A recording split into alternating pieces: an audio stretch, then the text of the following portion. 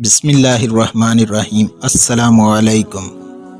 सदका हमारे लिए किस कदर फ़ायदा मंद है मैं आपको बताता हूँ, लेकिन वीडियो शुरू करने से पहले नए आने वाले मुअज़्ज़ज़ दोस्तों से दरख्वास्त है कि प्यारी बातें चैनल को सब्सक्राइब कर लें ताकि आने वाली तमाम नई वीडियोस आप तक आसानी से पहुँचती रहें। शुक्रिया। सदका इलाज भी है, दवा भी और शिफा भी। सदका करना जूदो करम और सहावत की अलामत है।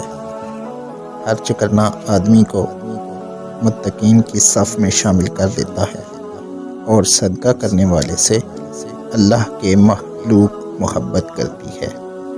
सदका क़यामत के दिन सदका करने वाले के चेहरे का सरूर और ताज़गी का सबब है।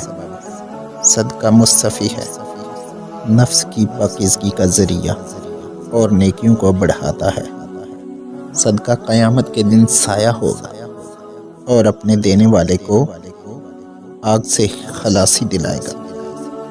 सदका देने वाले से खैर कसीर और बड़े अजर का वादा है।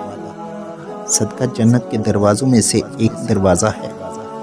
बेहतरीन सदका इस वक्त ये है कि आप इस पैगाम को सदका की नीयत से आगे शेयर कर दें, और अगर वीडियो पसंद आई हो तो प्लीज़ चैनल को सब्सक्राइब कर दें। बहुत शुक्रिया। अल्लाह हाफिज़।